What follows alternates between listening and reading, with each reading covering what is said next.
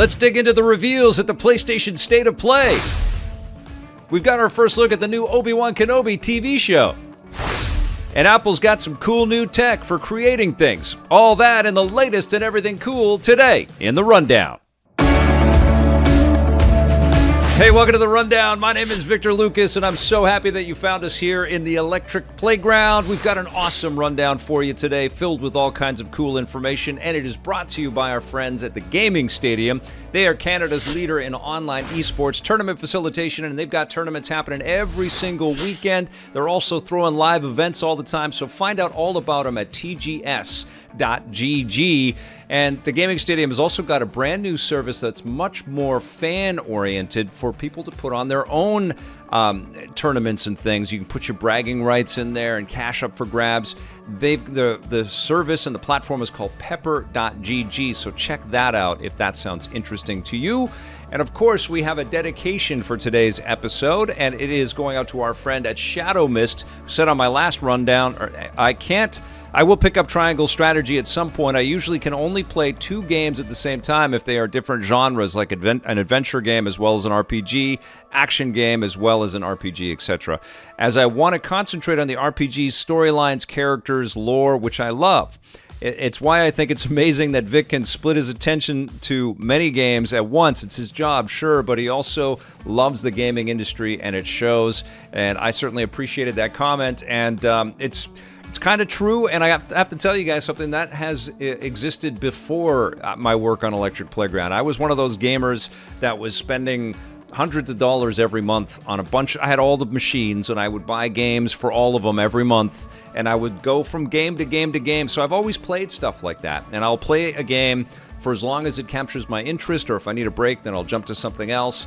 And I think that kind of ability to split my attention into a bunch of different things kind of helped me conceive of and do this work where I cover the video game industry from a bunch of different directions. It's still the way that I play today, and I've always got stuff percolating, and I'm always playing stuff that's coming up. I'm also playing stuff from the past.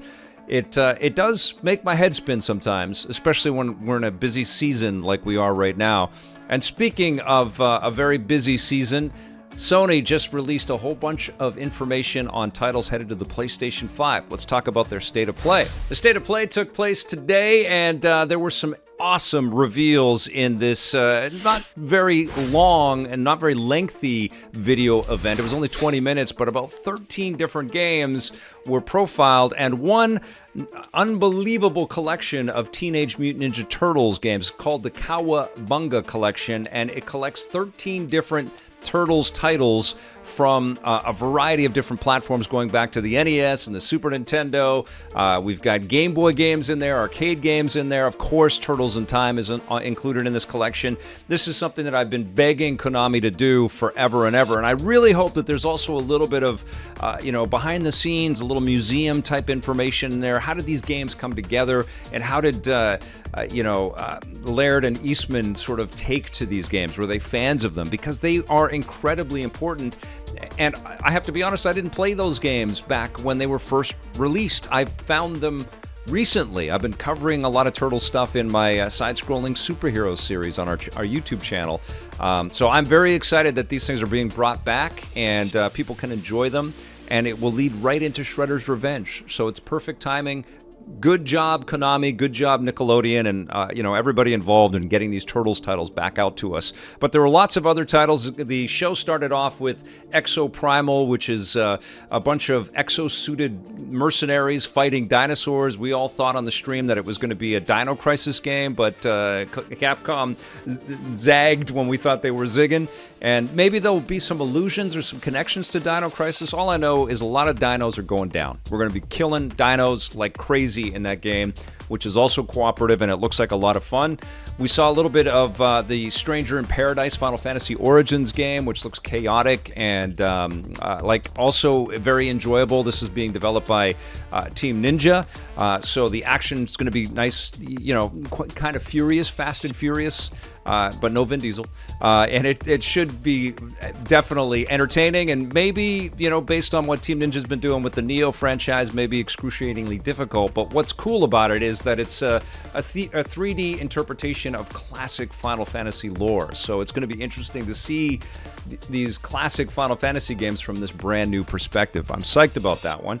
Also psyched that Ghostwire Tokyo is almost here. This is from Tango Softworks, and I'm looking forward to playing this game, which is kind of twisted. It got some BioShock kind of flavors to it, and it's also an extraordinary showcase for the beauty of Tokyo. So it's going to be a fun escape into another world populated by all of these demons and ghosts. Looks spooky, but it also looks like it's you've got some superhero powers in this one too. Very excited for that game. We got the news that Forspoken is being delayed to October, but we got a tasty new trailer in the State of Play with all kinds of new action elements. We're seeing our main character surfing on this magical surfboard, which is pretty cool. We're hearing a lot more from the character actors that are involved in this game as well. I think it's going to be a pretty elaborate enterprise, and good on Luminous for taking the time that it needs to build us something special. You know, there's going to be a lot of eyes on this thing and a lot of hope and expectation on it, especially because it's kind of engineered to take advantage of the PlayStation 5. I just hope it's awesome. It does look like a lot of fun, but I think the thing that excites me the most is I don't know very much about it. You know, it's kind of a mysterious project. It's not tied to anything. For example, like, 30 years of Teenage Mutant Ninja Turtles video games, which I'm the most excited about. But we're also getting a Gigabash game, which is kind of a War of the Monsters kaiju fighter type experience. That looks really cool, kind of a widescreen version of a true buried treasure with War of the Monsters. I've always loved this idea of monsters toppling buildings and towering over structures that we're familiar with. Looks like it's going to be chaotic and fun. I'm also excited that Returnal is getting an incredible update patch, which is going to offer cooperative play and a bunch of new weaponry and some new areas and mystery to explore. I love Returnal, so that was a nice big highlight in the show. We also saw Trek to Yomi, which is a black and white samurai hack and slasher, which looks like a fusion of Ghost of Tsushima and Limbo. And that looks incredibly cool. Devolver is the publisher on that one, and Devolver has impeccable taste. And they're such great curators for the video game industry, so I expect big things out of that title. And then we saw some other interesting ideas and concepts from Square Enix, like the Dio Field Chronicles, which has a strategic element to it. It looked to me like a high-resolution reinterpretation of maybe something we would have saw on the PlayStation 1, which is analogous to some of the stuff that they're doing with games like Octopath Traveler and Triangle Strategy, which look like, brand new interpretations of stuff we might have seen on the Super Nintendo. That looks fun. I mean, it's another strategy game. We are getting flooded with awesome strategy experiences right now, so who knows if that's going to stand out, but it does look cool. And we also saw this Valkyrie Elysium title, which looks dated, but also kinetic and enjoyable, and some cool, interesting characters in there. We'll see, though. I mean, it's a tough year. I think there's going to be a lot of really incredible titles coming out this year, and it's going to be a little tricky for the sort of 7s and 8s out of 10 to stand out in this crowded marketplace. And with gamers preoccupied and playing so many cool titles out there. We are getting a new JoJo Bizarre Adventure title with 50 characters, and we're also getting a new Gundam fighting, online multiplayer shooter, which looked a little bit generic to me. And I think that's about it. But the thing that definitely had me the most excited, and I know it's crazy, and I know it seems like it's specific to me. I want to know if you guys are as excited about this, but a Teenage Mutant Ninja Turtles collection is just something that I've been begging for and demanding and tweeting about and bugging people about forever. I'm sure I talked to Konami folks about a Turtles collection when I met with them at the last E3 in 2019, about 45 years ago. It was forever. It was so long ago. What is time? Time is a flat circle. Have I left this basement ever? I never leave this basement. I'm always here, always talking about video games. Anyways, I'm going to be excited to play the Cowabunga collection and then go outside and tell people about it, because I can't wait to play those classic games. Let me know if you're as excited about them as I am, but that was a pretty good showing. I think, my sort of gut check review score on that State of Play, I think that was, especially with the turtles. I think it would have been a 7.5 without the turtles. It's an 8 with the turtles. And what's cool about the turtles, they're coming to all the platforms. So, awesome. All right, let's move on. We've got some very exciting developments in the world of science fiction. Disney Plus dropped the trailer for the new Obi-Wan Kenobi limited series that's headed to Disney Plus on May 25th. May the Force be with you. And holy crap, this show just looks incredible. Deborah Chow is the showrunner and the director of all of the episodes, and I'm sure she was a part of writing it and being a part of conceptualizing it. Ewan McGregor returns in the role of Obi-Wan Kenobi, and we see him looking over Luke Skywalker on Uncle Ben and Aunt Beru's moisture farm, which is pretty cool. And man, it gave me chills watching this thing. The music even evokes some of the prequel trilogy stuff in there, so it's definitely a series that's going to be connective tissue from the prequel trilogy leading into A New Hope, into Episode 4. And, you know, what we've heard about the casting is that Hayden Christensen is going to return as Anakin Skywalker / Darth Vader. But we also get a peek at sort of the Inquisitors that are on the hunt and on the prowl for the Jedi. They're trying to track down the last remaining living Jedi, and Obi-Wan Kenobi obviously is one of those. And so it looks like it can get a little bit dark, and people are going to be sort of pitted against each other. Of course, we're going back to Tatooine, which I'm getting a little tired of from all of the, the desert sort of fixated Star Wars that we've been getting recently. But I think that this is a show that can take us into some really interesting new places, sort of tying together what our imagination around Star Wars has been. You know, like, what did Obi-Wan do between the end of Episode 3 and Episode 4? The animated work has kind of shown off some of that stuff, and I know that there's going to be lots of allusions to that and connections to the animated stuff that Dave Filoni has kind of overseen, and now we're getting it all in live action. And who knows if we're going to see characters from The Mandalorian or, from Rogue One. What's interesting is that this is now this huge palette that the Star Wars creators can work from. There's just so many different threads and characters and locations and moments that they can draw upon to kind of tug at our emotional heartstrings. I can't wait, man. I think that the show looks like it's going to be very special. And I've loved what Deborah Chow has done with The Mandalorian. I don't know if she worked on the Book of Boba Fett. I guess she wouldn't have, because she had to focus on this. But she has been an amazing creator in the Mandalorian TV show and all the behind-the-scenes stuff that I've watched and her episodes that she's directed. So I'm fired up to see how this show comes together. And something tells me that it's not going to be a show that runs for season after season. I think we're going to get one. Maybe we'll get two if the response is amazing, or if they've thought about this already, kind of splitting off into 2 seasons. Man, May 25th can't get here soon enough. Very excited about that.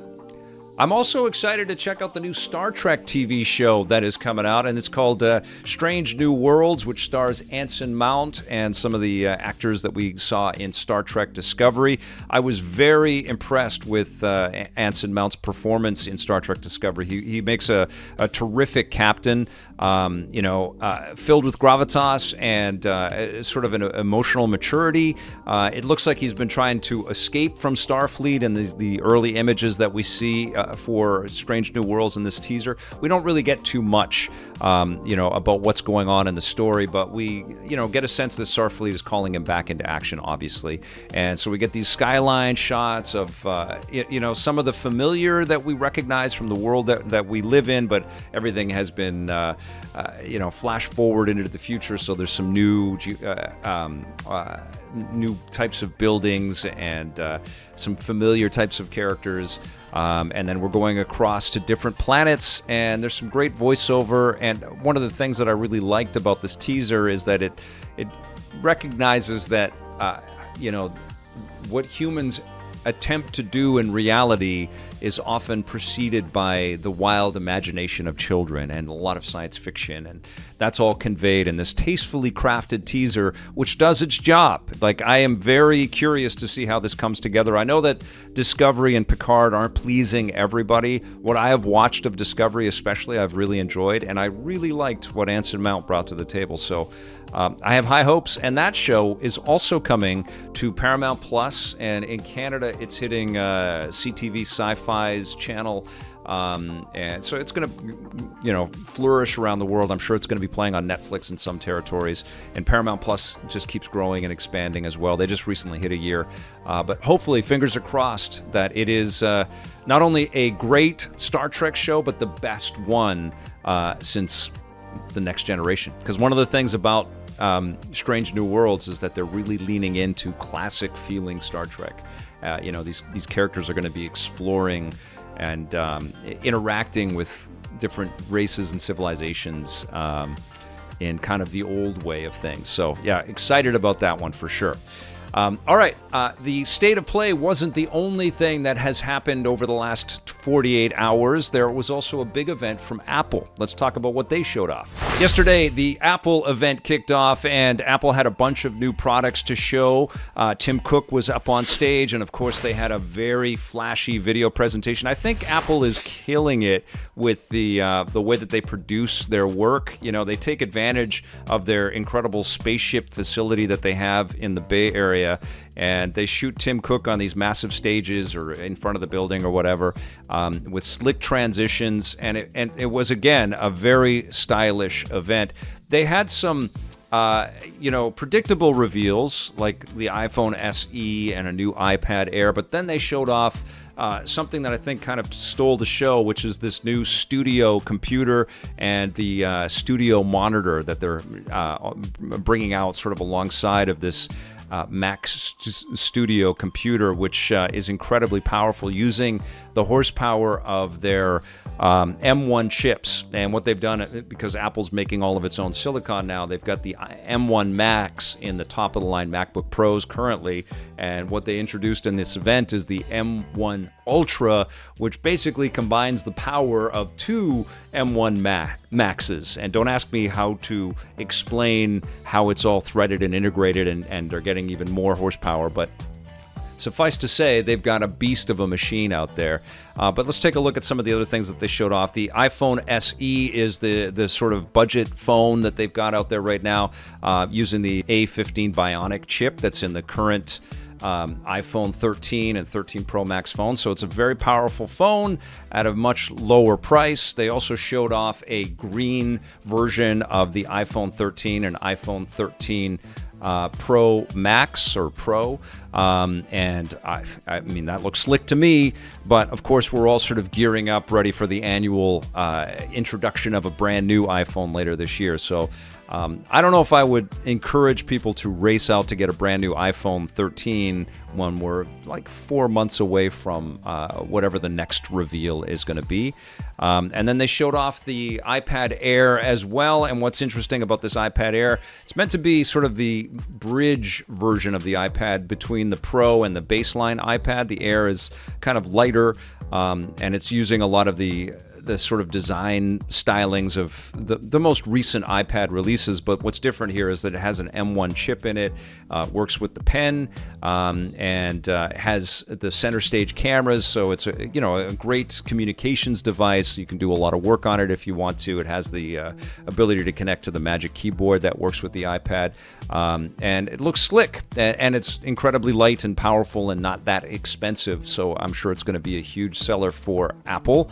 But definitely the big showstopper was the Mac Studio, which looks like a Mac Mini, but pre-Weight Watchers, so it's a little bit bigger.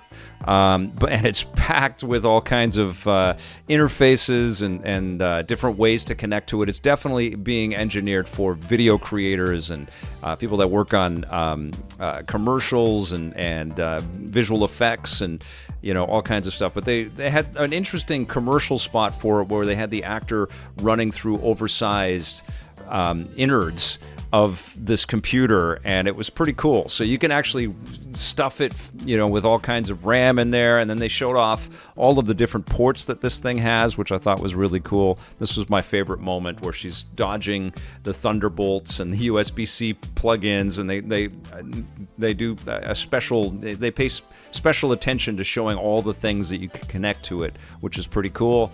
And then she pops out and she sees the studio display plugged into the Mac Studio, and it looks slick for sure. And they also had, during the presentation, some kind of sample use cases. So there's lots of videographers out there. You see the ring lights in the background, and the DSR cameras, and the lighting setups and everything. They also showed off people editing on this technology, and they've got multiple studio displays all connected together through the USB-C ports and stuff. And the Mac Studio Ultra can run multiple layers of 8K footage, which is crazy, especially if you've got it, packed with RAM, and you've got the sort of maximum settings on the device. It's insane. The design is, it's kind of squared off and kind of flat. I don't know if you want to like display this, but it's pretty cool that it's so small and it's so beastly powerful. It's really, really tiny, comparative to a lot of tower computers out there. What isn't tiny is the price. So if you wanted to get the M1 Max version, you're looking at $2,000 American. M1 Ultra starts at $4,000 American. So that's two M1 Maxes pushed together. And the Studio Display, which actually has a bunch of computing power and a built-in center stage camera and some great microphones and stuff. You can also mount it to the wall, but you got to pay extra for that, and you got to pay extra for the screen technology that will create an anti-reflective kind of thing on there. None of it is cheap. I am very interested to get my hands on this technology, to give it a whirl, because I'm using an iMac to do some of the streaming and some of the work that I do. I'm a guy that works on the Mac, so I'm always paying attention to what Apple is cooking up. I edit on a MacBook Pro. I've got an M1 Pro MacBook Pro that I'm very happy with. It's been doing just fine, but I am very interested to see what this increased horsepower of the new M1 Ultra is capable of. So they're up for sale already on the Apple.com site, and presumably review builds of this stuff is going to start hitting very soon. So we're going to start seeing videos about this technology all over the place. But a very interesting new design from Apple, and taking full control of all of the different ways that they can reuse and repurpose their own silicon, that M1 technology. And they also dropped a hint that a new Mac Pro is going to be announced soon.